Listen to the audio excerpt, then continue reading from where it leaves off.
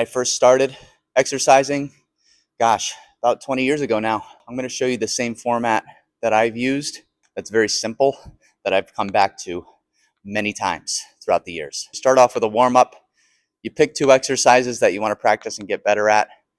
In my case, they're pull-ups and push-ups, just because they're the most compound. They work the most muscle groups at once. That's what compound means. And I start with 3 sets of pull-ups and 3 sets of push-ups. Whatever works for you. You could modify the push-ups, say on your knees if you want, or you could just do a dead hang instead of like a pull-up. Whatever works for you, you got to make it work for you. I like those 2 because you don't need equipment for them besides like a bar, but you could improvise and use like a tree branch, for example. Yeah, you could do them wherever, but regardless, if you go to a gym, just pick 2 exercises and then just stick to them. Just do a warm-up set, then you're good to go. All right, let's get started. All right, hello everybody. Welcome to another workout. Starting off with these warm-up sets of the pull-ups and the push-ups. So if you're just doing a hang, that's fine. Just do a hang for about 30 seconds to a minute, whatever you could do. 3 sets is the magic number. And whenever you're done with that, you move on to the push-ups. And as for rest periods, there really isn't like a perfect number or like a particular format I like to go by with rest. You can time them if you like, especially if you're just starting out, but I just kind of feel out my body, which is something you'll feel over time. So I'm rifling through these, but if it's something that you want to get better at and say you're not as good as at it yet, you could always focus on the movement, like quality over quantity reps. So you want to go slow and controlled and focus on each part of the movement rather than getting in a crazy number of reps. So keep that in mind as I zoom past the rest of the warm-up and we'll get into the actual workout. So you get your 3 sets in, and now we're ready to begin. I aim for 3 sets of every exercise, and I look for a weight that's heavier so I could do my range of about 8 to 12 reps, 15 at most. 3 sets. That's enough. 3 exercises rounds out to about a 20-minute to a half-hour workout total. Not bad. Very doable. I'm not taking crazy long breaks between each set. I keep it moving. That's all you need to. Let's do this. Starting off with skull crushers, bent over rows, and box step ups. I have a sandbag here, but you can just use dumbbells for all 3. Let me show you what I mean. Basically what I'm saying is whatever weight you have at your disposal, you can make it work. So in this case, I got dumbbells. For skull crushers in particular, it's really good to use dumbbells because they're easy to control and manipulate the proper movement for your triceps. And right here, you'll notice I'm just making a hammer motion. I'm hinging on my elbows, kind of like I'm hammering up towards the ceiling. So when people don't think about, people usually think about with each exercise, the part that's moving. Well, the parts of your body that are not moving are equally, if not more important than the parts that are. So you'll see that with that skull crusher there. It's like a hinge on the elbow, and that's when you want to get the full range of motion to get the full head of that tricep.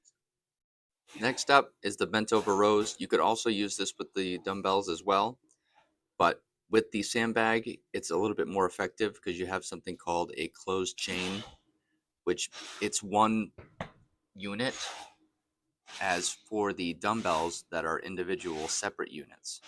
So it forces your body to stay in more of an alignment than the dumbbells would.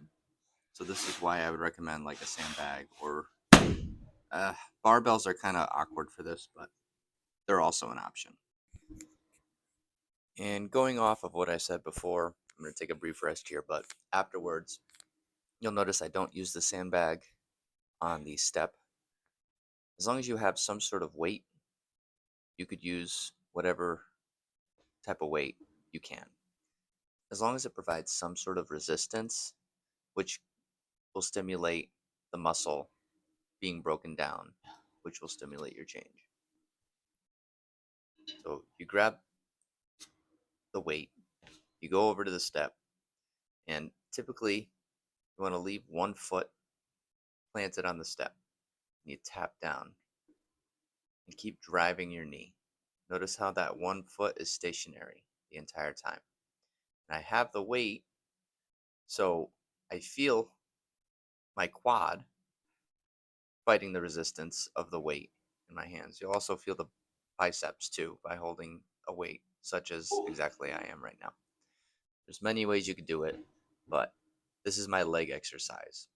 All right, and I'm switching halfway through here, or not even halfway through. I do the same amount of reps with little rest in between because it's a unilateral exercise, which means one side.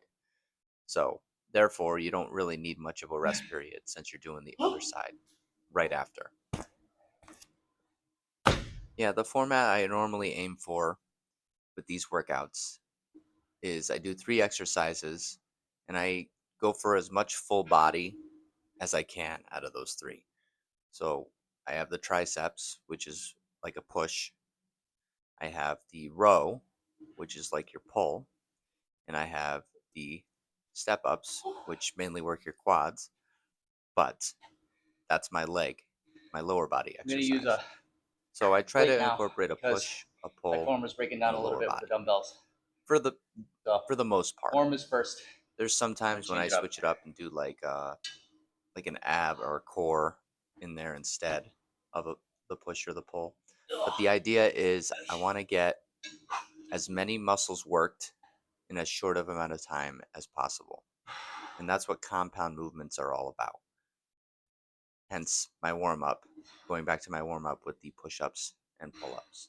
I want to get as much bang for my buck as possible for my body.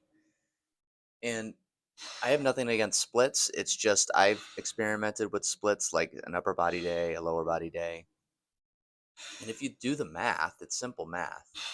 You'll get that much more work in if you do more frequent full body workouts as opposed to splits. So think of it that way. All right, so now we're on set number 2.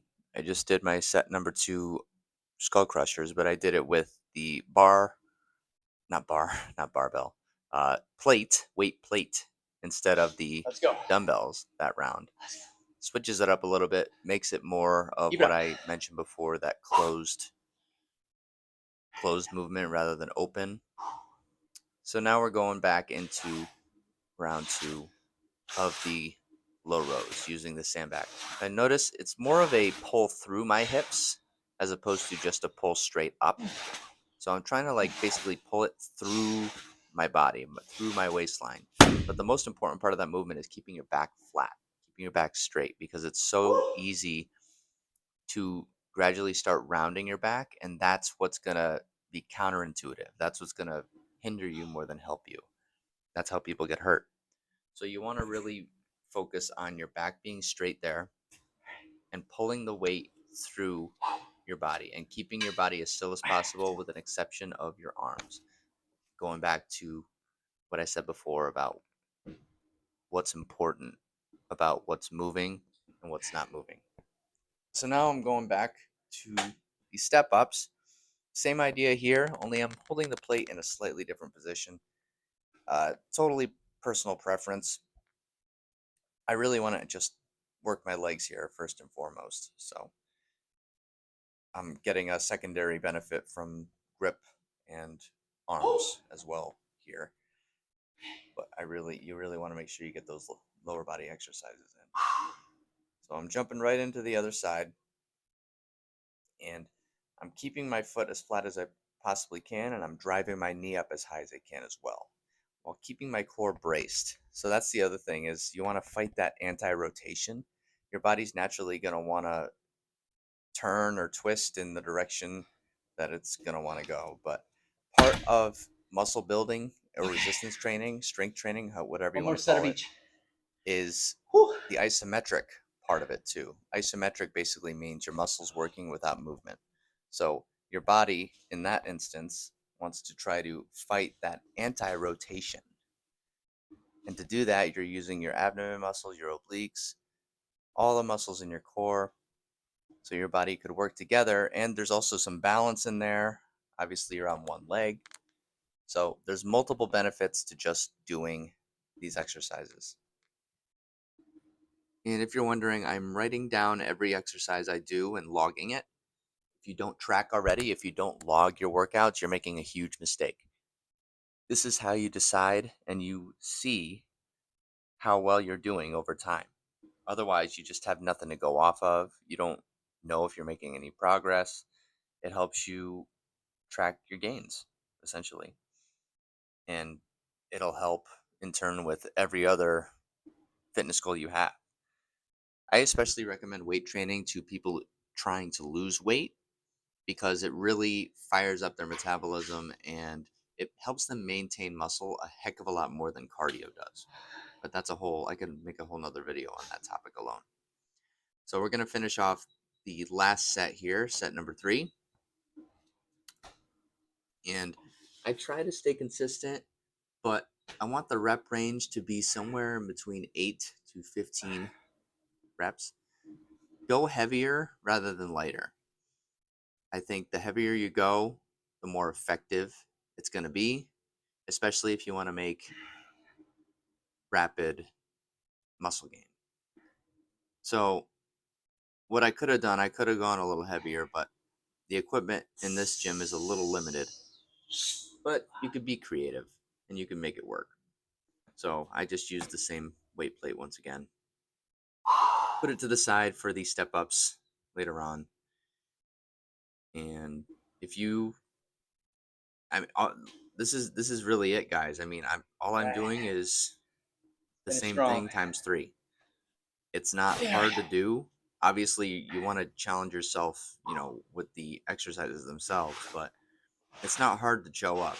It's not hard to show up and do this 3 sets through. You'll see the length of this video. It's like a 15-minute video. It doesn't take much effort to just do the work. What does take effort is getting out of your own way. And what getting out of your own way usually consists of is trying to come up with reasons not to show up. Trying to come up with reasons to not make it to the gym that day. To think of or make up excuses that don't exist. And that's where people fall off. People just don't show up.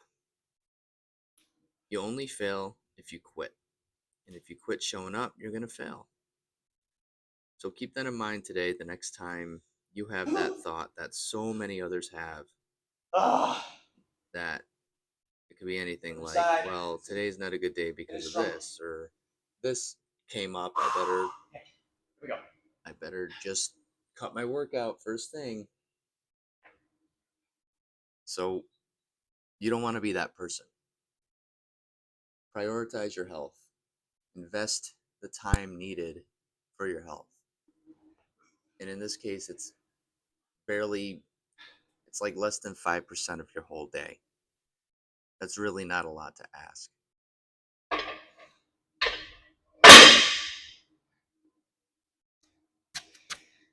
All right, that's all there is to it. If you guys like the video, please leave a like. It really helps the channel out. Subscribe to MevolvE for more, and I'll see you in the next video. Have a good day, everybody. Hey, thanks so much for watching, everybody. If you want to see another video that pairs well with this workout, click the video right here. See you in the next one.